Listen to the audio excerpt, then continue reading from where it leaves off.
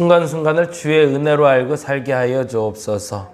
오늘을 지키시는 분도 하나님이시고 내일을 예비하신 분도 하나님이시고 과거 그 어느 순간도 함께 하신 분이 하나님인 줄 믿습니다.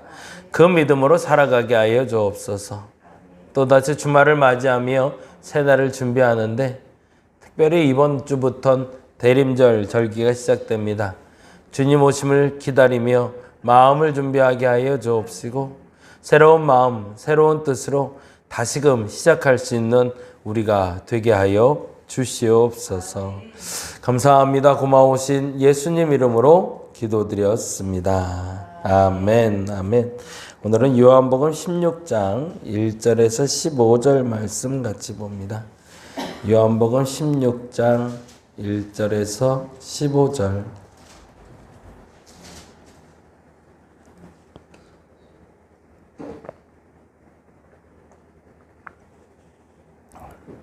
같이 한 목소리로 천천히 읽겠습니다. 내가 이것을 너희에게 이름은 너희로 실족하지 않게 하려 함이니 사람들이 너희를 출교할 뿐 아니라 때가 이르면 물은 너희를 죽이는 자가 생각하기를 이것이 하나님을 섬기는 일이라 하리라. 그들이 이런 일을 할 것은 아버지와 나를 알지 못함이라. 오직 너희에게 이 말을 한 것은 너희로 그때를 당하면 내가 너희에게 말한 이것을 기억나게 하려 함이요 처음부터 이 말을 하지 아니한 것은 내가 너희와 함께 있었음이라. 지금 내가 나를 보내신 이에게로 가는데 너희 중에서 나더러 어디로 가는지 묻는 자가 없고 도리어 내가 이 말을 함으로 너희 마음에 근심이 가득하였도다. 그러나 내가 너희에게 실상을 말하노니 내가 떠나는 것이 너희에게 유익이라. 내가 아니하면 보혜사가 너희에게로 오시지 아니할 것이요 내가 그를 너희에게로 보내리니 그가 와서 죄에 대하여 의에 대하여 심판에 대하여 세상을 책망하시리라. 죄에 대하여라 함은 그들이 나를 믿지 아니하며 의에 대하여라 함은 내가 아버지께로 가니 너희가 다시 나를 보지 못하며 심판에 대하여라 함은 이 세상 임금이 심판을 받았음이라. 내가 아직도 너희에게 많으나 지금은 너희가 감당하지 못하리라.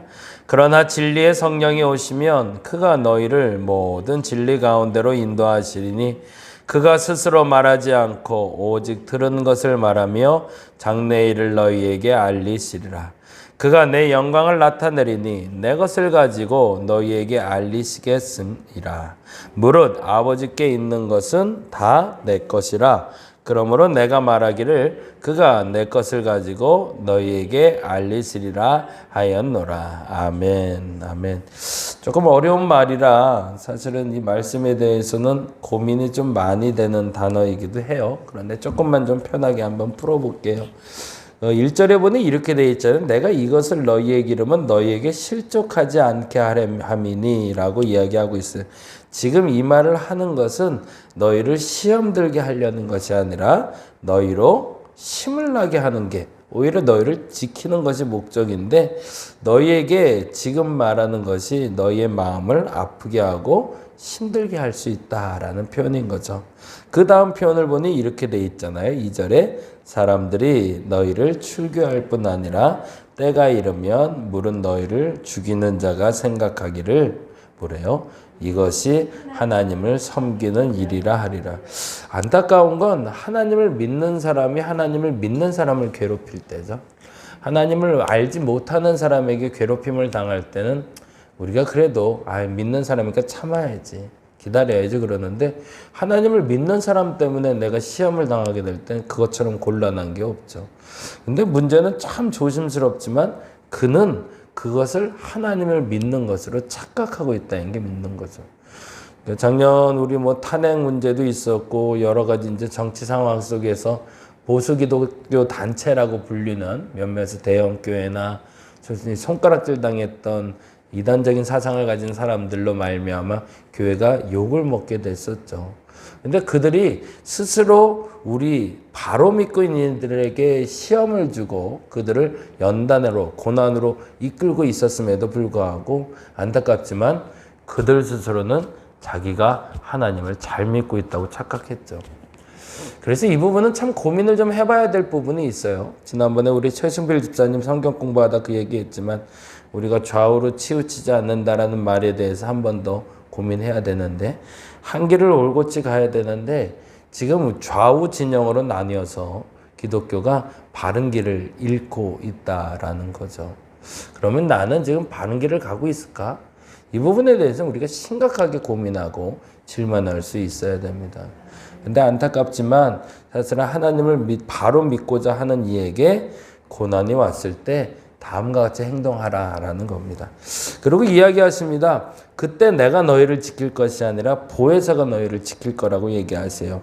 그 말이 이렇게 되어 있네요. 7절인데 그러나 내가 너희에게 실상을 말하노니 내가 떠나가는 것이 너희에게 유익이라. 내가 떠나가지 아니하면 보혜사가 너희에게로 오시지 아니할 것이요 가면 내가 그를 너희에게 보내리리. 보혜사가 너희에게로 오시지 아니할 것이요 가면 내가 그를 너희에게 보내리에 줄쳐놓을게요. 우리가 겪는 고난이 그 고난으로 끝나는 것이 아니라 그 고난 이후에 그 고난에 대해서 알게 하시는 이가 오실 거라는 거죠.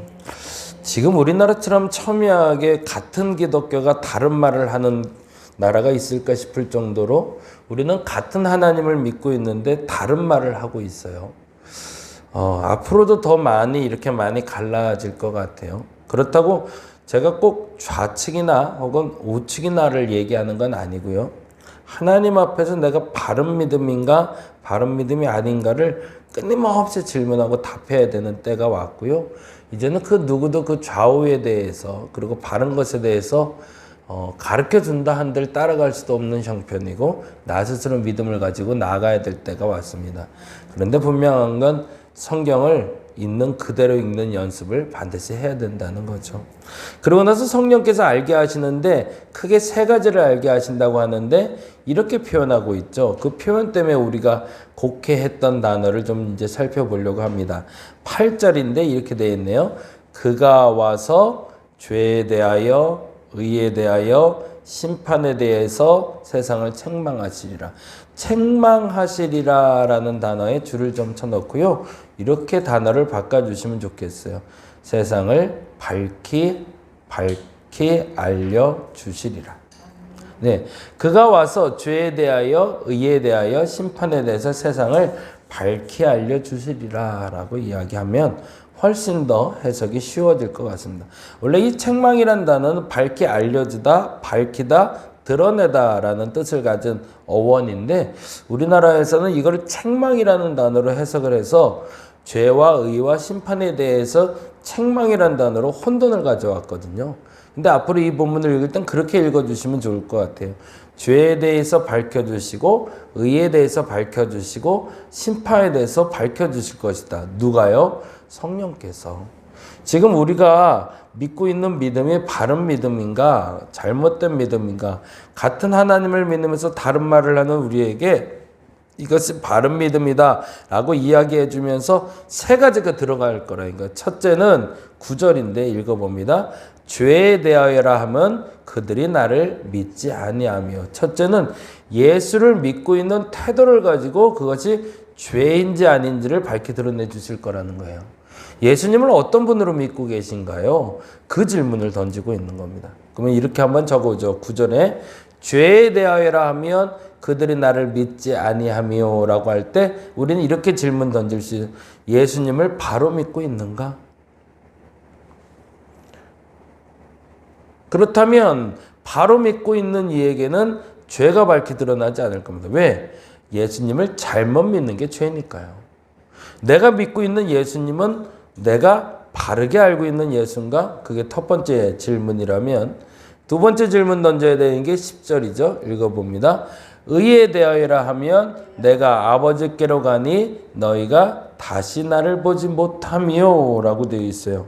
이 부분에 대해서는 조금 다른 해석을 해야 되는 것 같아서 죄송한데 이렇게 일단 써놔보죠. 하나님의 뜻을 실현하는 것.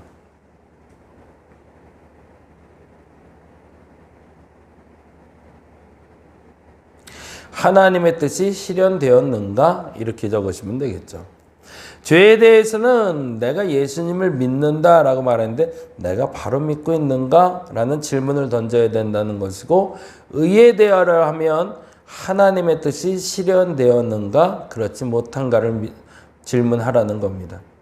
당시에 유대인들은 예수님을 메시아로 믿지 않았습니다. 그리스도를 믿지 않았고요. 그리고 그를 심지어는 십자가에 달려 죽게 만들었죠. 그것이 죄가 된다고 얘기했습니다. 왜요? 예수님이 메시아 그리스도라는 걸 믿지 않았기 때문에. 두 번째, 의에 대하라고 얘기할 때 하나님의 뜻의 실현이라고 말했잖아요. 그 말의 뜻은 내가 아버지께로 가니라는 단어 때문에 그래요. 그 말은 뭘까요? 예수님이 십자가에 달려 돌아가시는 걸 얘기하죠. 다른 말로 하면 고난 가운데서도 순종하여 하나님의 뜻을 실현하는 것이 의다라고 얘기하는 겁니다. 좋은 일이 생겼을 때마다, 행복한 일이 생겼을 때마다 하나님 뜻대로 살려고 애쓰는 게 우리의 형편인데, 그거 말고 어려운 상황에서도 남들이 보지 않아도 하나님대로 살아갈 수 있는 것, 그것이 의라고 이야기하고 있는 거죠. 마지막 세 번째로 너무 중요한 단어가 나왔는데요. 11절에 보니 이렇게 나옵니다. 같이 읽어볼까요? 심판에 대하여라 함은 이 세상 임금이 심판을 받았으니라. 여기서 말하는 이 세상 임금이라고 얘기하면 세상의 주관자를 말하기도 하지만 사단을, 마귀를 얘기하기도 하겠죠. 무슨 말일까요? 잘못된 것들에 대해서는 반드시 심판이 있음을 알라는 겁니다. 근데 이 부분은 저는 이렇게 해석을 하고 싶어요. 나의 잘못에 대해서 심판받았는가예요. 이 세 가지를 하나님은 드러내 주실 거라는 겁니다. 제가 계속 신앙생활을 얘기하면서 강조하는 게 하나 있어요. 그게 뭐냐면 잘못한 것에 대한 대가를 지불해야 된다는 겁니다. 우리는요, 예수 믿는다는 이유로 무조건 용서라는 단어를 많이 써왔어요. 그래서 내가 잘못한 것에 대해서도 무조건 용서받았기 때문에 어떤 대가 지불도 안 하고 살아도 된다고 착각해요. 그렇지 않다라는 겁니다. 네, 우리는 심판대 앞에 서 있는 사람입니다. 그거는 다른 말로 하면 내가 심판을 받았다면 내 죄에 대한 응당한 대가를 치르는 것이고, 그리고 내가 심판을 받았는데 죄가 없다면 자유한 몸이 되겠죠. 근데 나는 죽을 수밖에 없는 몸이거든요. 근데 예수님이 나를 살려주셨단 말이죠. 그건 죄에 대한 대가를 예수님이 치르셨다는 것이 아니라 예수님이 용서해 주셨다는 단어예요. 이 단어가 굉장히 중요하죠. 대성물로 돌아가셨다고 얘기했지만 그 대성물이 된 것은 전제는 나에 대한 용서가 전제가 된 것이지 내 모든 죄에 대한 대가를 그분이 치르셨다가 아니라는 겁니다. 그러니까 나는 용서받은 사람이니까 그 용서받은 것에 대한 대가를 치러야 되는 거죠. 부모가 나를 용서해 줬다고 해서 내 모든 죄가 사해지는 것이 아니라 용서해 준 부모 앞에서 그렇게 살지 않도록 노력해야 되는 거고요. 그릇을 깼으면 의당히 그릇을 깬 것에 대한 대가를 지불해야 되는 거고요. 근데 안타깝게도 예수 믿는 사람들이 내가 용서받았다라고 얘기하면서 그 기준이 되는 대가는 지불하지 않고 살다는 거죠. 성령께서 오시면 이 세 가지를 분명히 한다고 얘기해 주시는 겁니다. 내가 예수님을 바로 믿고 있는가? 정말 많이 고민해야 돼요. 광화문에서 예전에 스피커를 통해서 예수님에 대해서 비난하고 욕했던 사람들도 예수님을 잘 믿다고 착각하고 있었거든요. 그러면 그들은 정말 잘 믿는 거였는가? 다시 한번 되물어요. 심지어는 그런 얘기도 제가 들었거든요. 코로나 기간 동안 그런 집회들이 열릴 때 목사님 정말 저들이 예수를 잘 믿는 거고 내가 잘못 믿는 거면 어떡하죠? 라는 질문을 받은 적도 있어요. 사람이 미혹받게 되는 거죠. 그러한 모습도 설마 저렇게 사람이 많이 모이고 저렇게 열정적으로 하는데 저게 잘 믿는 게 아닌가? 라고 착각을 불러일으켰던 거죠. 그래서 큰일 날 수 있으니 조심하라고 제가 얘기한 적이 있었는데, 나는 지금 예수에 대해서 잘 믿고 있는가? 다시 한번 질문할 수 있어야 되고요. 두 번째는 나는 하나님의 뜻을 실현하기 위해서 순종하는가? 내 뜻을 실현하기 위해서 순종하는가? 물을 수 있어야 됩니다. 그것이 의라는 질문이고요. 그리고 마지막 세 번째는 나는 반드시 대가 지불을 달게 하겠다고 인정하는가? 아니면 또 설렁설렁 넘어가려고 하는가? 만일에 내 안에 성령이 계신다면 이 세 가지를 분명히 해주신다는 겁니다. 오늘 이 시간에 그 성령께서 내 안에 역사하셔서 이 죄와 의와 심판에 대해서 내가 자유해 줄 수 있기를 간절히 바랍니다. 사실은 이걸로 나를 속박하려고 이 세 가지를 내게 주신 건 아니겠죠. 이 세 가지가 내게는 자유를 가져올 수 있다는 것을 예수께서 알려주기 위함이죠. 근데 성령께서 하신 일이 이 세 가지일까? 아니라는 얘기를 12절에 이렇게 해요. 같이 한번 읽어보고 마무리합니다. 12절에 보니 이렇게 되어 있네요. 내가 아직도 너희에게 이를 것이 많으나 지금은 너희가 감당하지 못하리라 라고 얘기했네요. 아, 그렇네요. 성령께서 하시는 일은 죄에 대해서, 의에 대해서, 심판에 대해서 알려주는데 그건 기본이고, 그거 다음에도 앞으로 알려줄 게 너무 많고 너희들이 감당할 게 너무 많고 성령께서 하시는 일에 따라서 내가 살아가야 될 게 너무 많은데 그걸 다 말하기에는 너희들이 감당하지 못하니 일단 이 세 가지만 먼저 해보자라는 겁니다. 그러면 이 세 가지는 뭐라는 거죠? 기초라는 거죠. 기본. 다시 한번 대먹고 우리 같이 기도했으면 좋겠습니다. 나는 예수님을 바로 믿고 있는가? 나는 지금 하나님의 뜻을 실현하는 의를 행하는 사람인가? 내 뜻을 실현하면서 의라고 말하는 사람인가? 정말 내 잘못에 대한 대가를 달게 받고 있는가? 그 질문을 답하고 진정한 자유를 누릴 수 있는 저와 여러분 되시기 바랍니다. 기도하겠습니다. 끊임없이 우리는 질문하는 신앙을 가져야 됩니다. 두려운 줄 알아야 됩니다. 하나님이 나를 눈동자같이 보고 계신데, 눈을 부릅뜨고 나를 보고 계신데 내 영혼이 착각합니다. 숨어서는 죄를 지어도 된다고, 혼자서는 설렁설렁해도 된다고. 아닙니다. 하나님이 보고 계십니다.